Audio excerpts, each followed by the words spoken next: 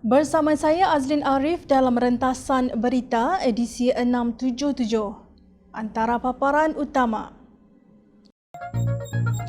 UMNO tidak berjuang untuk Melayu dan Bumi Putera, Tun M. Pemimpin Perikatan Nasional dapat 2 kerja, Makcik Kiah menganga. PAS memperdagang Islam, kata pemimpin amanah. Tak malukah merampas mandat rakyat?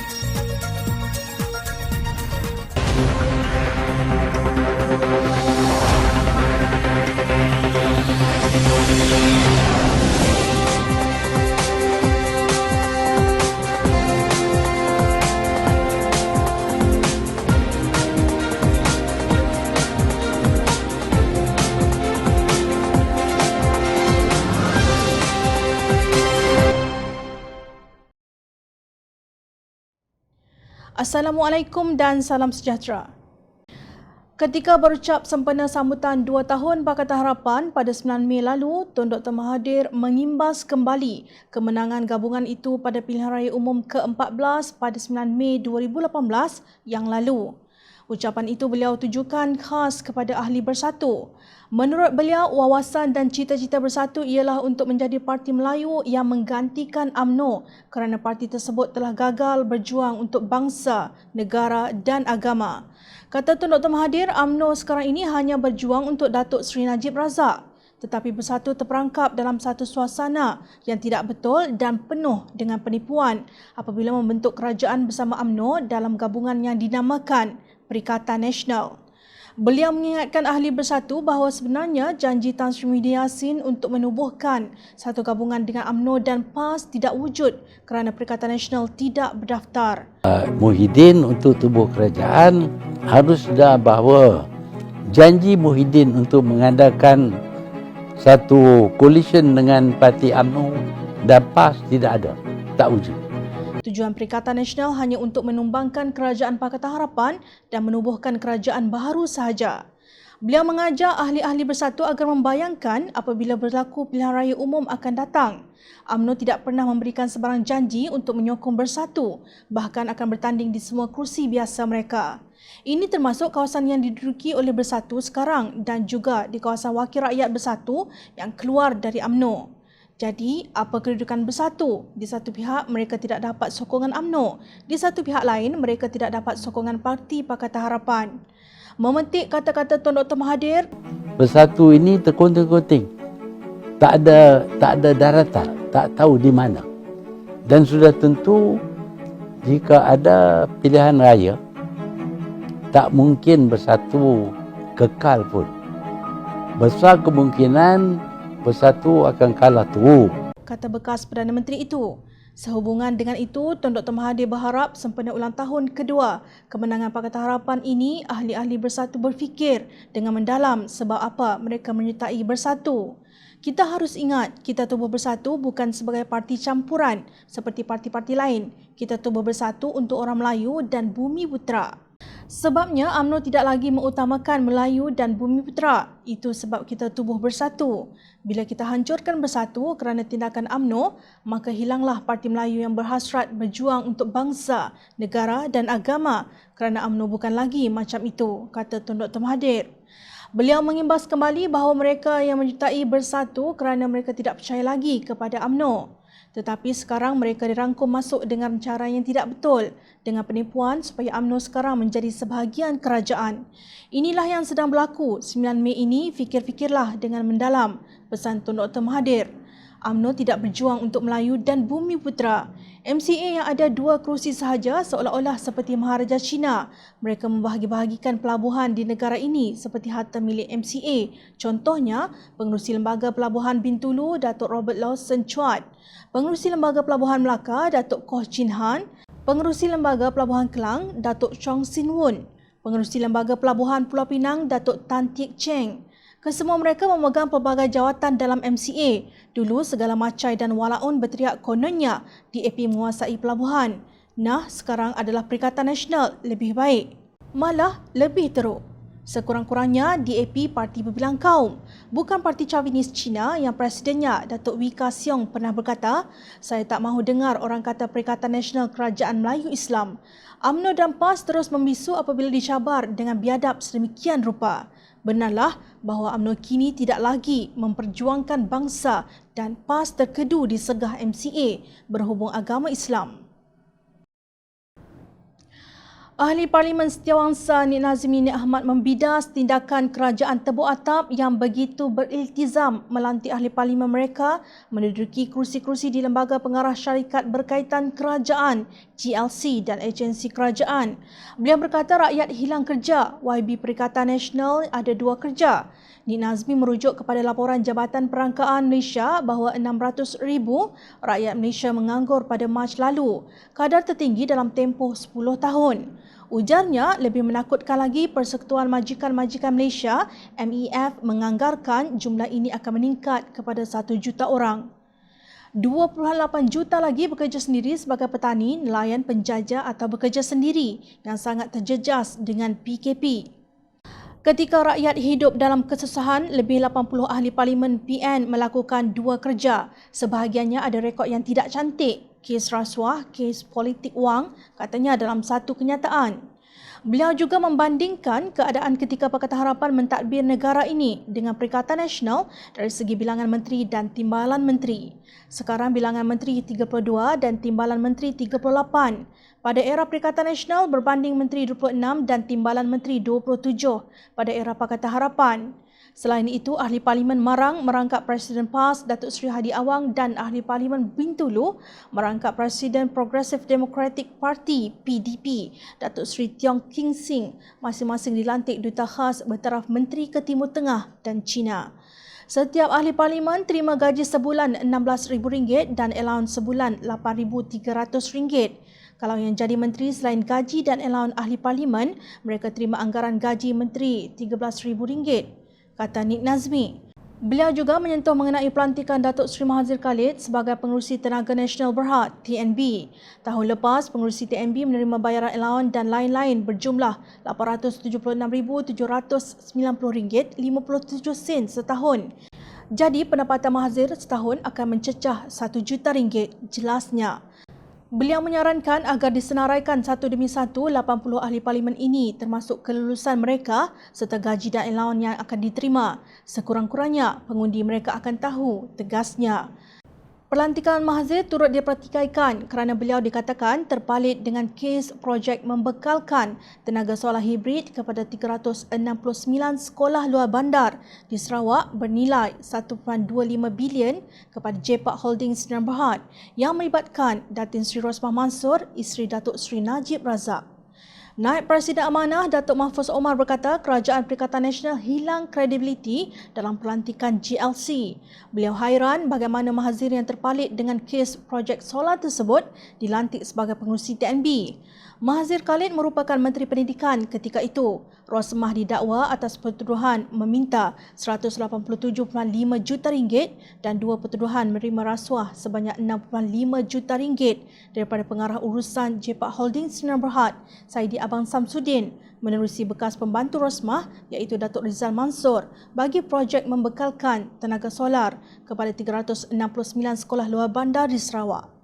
Pada 11 Februari 2020 lalu, media melaporkan Peguam Rosmah Mansor Jagjit Singh menuduh bekas Menteri Pendidikan itu setuju memberikan kontrak pembekalan dan pemasangan tenaga solar kepada JPAC Holdings sebagai pertukaran kepada rasuah berjumlah RM60 juta. Perkara itu dinyatakan ketika sesi pemeriksaan balas di mana Jagjit mengajukan bahawa bos JPAC Holdings Saidi Abang Samsudin setuju untuk membayar RM1 juta sebulan selama 5 tahun kepada Mahathir. Jagjit mendakwa Mahathir setuju untuk menerimanya dan menulis arahan di rumah sambil disaksikan Saidi agar pegawai Kementerian Pendidikan menyediakan kertas kerja. Mahathir menafikan tuduhan tersebut. Bagaimanapun, Mahfuz berkata oleh kerana perbicaraan kes tersebut masih berjalan, Mahathir tidak sepatutnya dilantik ke jawatan pengerusi TNB. Tetapi Peguam Rosmah mendakwa beliau telah menerima, Mahathir Khalid telah menerima wang sejumlah ringgit Malaysia 50,000 daripada syarikat yang mendapat projek solar ini. Jadi bagi saya, oleh kerana kes ini masih belum selesai, kita tidak tahu apa penghujungnya nanti. Jadi tidak sepatutnya dilantik Mahathir Khalid untuk mengapalai satu JLC ataupun agensi yang besar seperti mana TMB. Orang yang didakwa terpalit dengan rasuah kes projek membekalkan tenaga solar hibrid bernilai 1.25 bilion tiba-tiba menjadi pengerusi TMB. Pelik dan ianya berlaku di zaman pentadbiran Perikatan Nasional. Alkisah di atas pentas ceramah, satu ketika dahulu pemimpin PAS berteriak lantang mereka sanggup tidak mempunyai kuasa pemerintahan asalkan prinsip Islam PAS untuk menegakkan negara Malaysia berlandaskan hukum Islam dapat dilaksanakan. Inilah nyawa PAS, kata Hadi.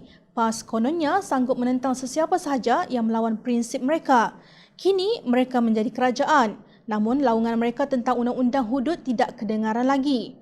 Pengarah Hal Ehwal Syariah Amanah Ustaz Zulkarnain Abidin Al-Abriyadi turut menyelar sikap PAS kini tentang agenda pelaksanaan undang-undang hudud. Beliau berkata pelbagai kecaman bahkan tuduhan kafir dilemparkan jika pihak lain beralasan untuk tidak menguatkuasakan undang-undang itu.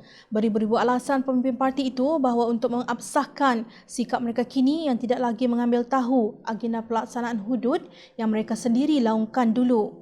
Jika alasan yang mereka bahawa hari ini diguna oleh pihak lain, berbaku-bakulah sumpah seranah mereka terhadap pihak itu. Sumpah paling masyhur ialah Qadam Kafir, katanya dalam satu kenyataan di Facebook. Beliau membangkitkan tentang Muktamar Pemuda PAS Pusat ke-60 pada Jun 2019 mengambil frasa demi Islam sebagai tema. Namun, kata Zulkarnain, PAS melakukan banyak perkara yang terkeluar daripada tema demi Islam itu. Di Tanjung Piai, PAS berkempen untuk MCA walaupun secara terbuka MCA menolak hudud yang disebut oleh PAS sebagai nyawa. PAS diam apabila Ketua MCA menyebut pemandu mabuk naik Grab. Semasa belum berada dalam kerajaan, PAS begitu lantang menyerang Pakatan Harapan dengan isu yang sama ini. PAS kini senyap sunyi mengenai pindaan RUU 355.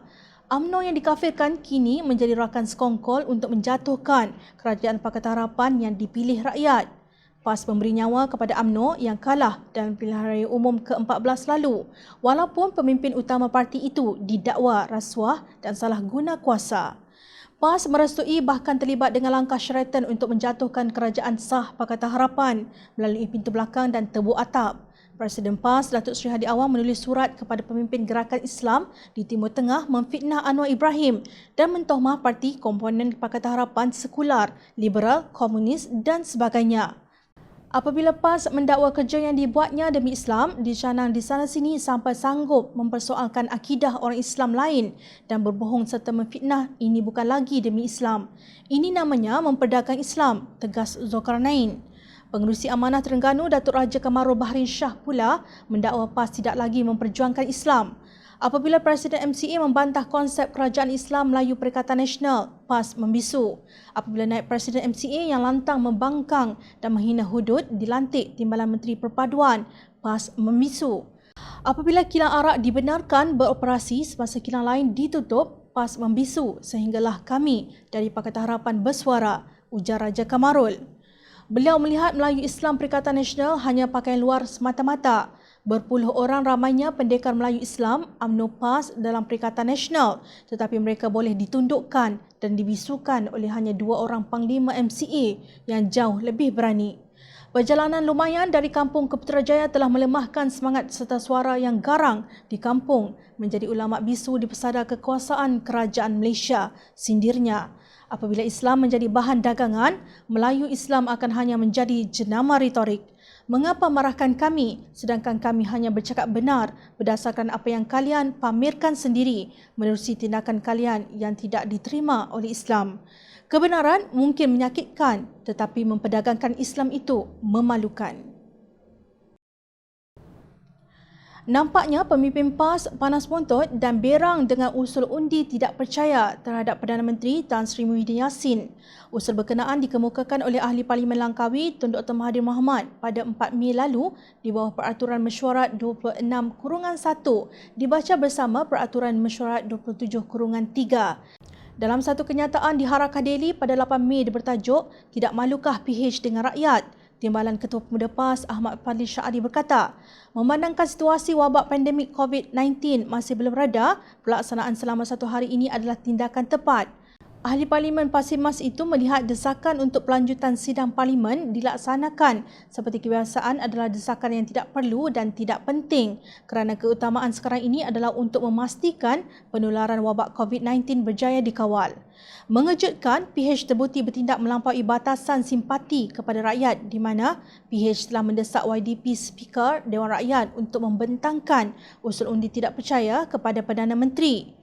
Polemik ini tidak mustahil akan memberi suasana yang tidak tenteram kepada rakyat yang masih gelisah untuk berhadapan dengan COVID-19 seterusnya, merosakkan prestasi baik pihak berautoriti yang berjaya mengawal wabak ini dengan cemerlang. Justru Pemuda PAS menyeru supaya desakan ini tidak perlu dilayan, tegas Ahmad Fadli. Seperti biasa, kenyataan itu berakhir dengan slogan Demi Islam dan Islam Memimpin Perpaduan. Kenyataan Ahmad Fadli itu disokong oleh Pegawai Khas Agama Pejabat Menteri Besar Terengganu Nik Muhammad Nasri Nik Malik di Harakat Delhi pada 10 Mei. Beliau juga menggunakan alasan pandemik COVID-19 yang didakwanya diambil ringan oleh pemimpin Pakatan Harapan ketika mula tular. Negara sibuk dan bergelut urus pandemik ini, tiba-tiba negara dihebohkan dengan usul undi tak percaya dan usul percaya. Ia timbul dari pihak yang tak dapat dipercayai sangat. Untuk apakah usul itu? Untuk rakyat atau untuk syahwat? Untuk negara atau nafsu semata? Untuk kestabilan politik atau hanya berpolitik? Soalnya. Beliau kemudiannya mempersoalkan motif Tun Dr. Mahathir memohon usul tersebut pada 18 Mei ini sambil menyindir. Apapun jangan risau, di saat ada rakyat terkesan dengan perintah kawalan pergerakan ini, Tembolok sendiri sudah terlalu penuh dengan hasil titik peluh perjuangan untuk rakyat Marhain. Speaker Dewan Rakyat Tan Sri Muhammad Arif Muhammad Yusof memaklumkan bahawa usul Tun Dr. Mahathir itu telah diterima. Satu usul di bawah Peraturan Mesyuarat 27/3 yang membangkitkan iaitu mengemukakan resolusi untuk membuat ketetapan bahawa Perdana Menteri Tan Sri Muhyiddin Yassin sebagai ahli yang berhormat paguh tidak mempunyai majoriti ahli-ahli yang berhormat Dewan Rakyat.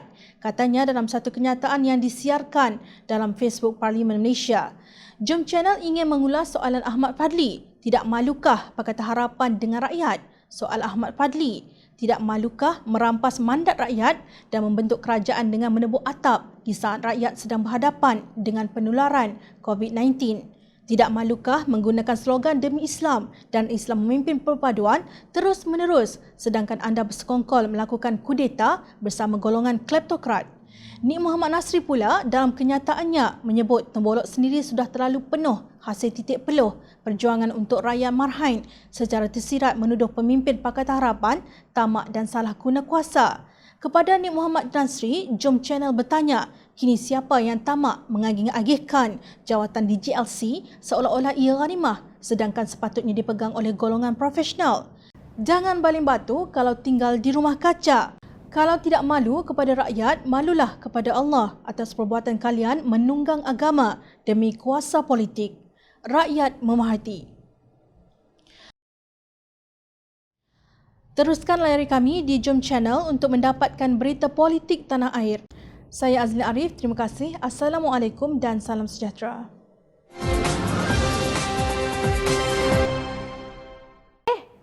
Hai! Jangan lupa klik kanan untuk rentasan berita, klik kiri untuk keratan berita dan jangan lupa untuk subscribe kami tau.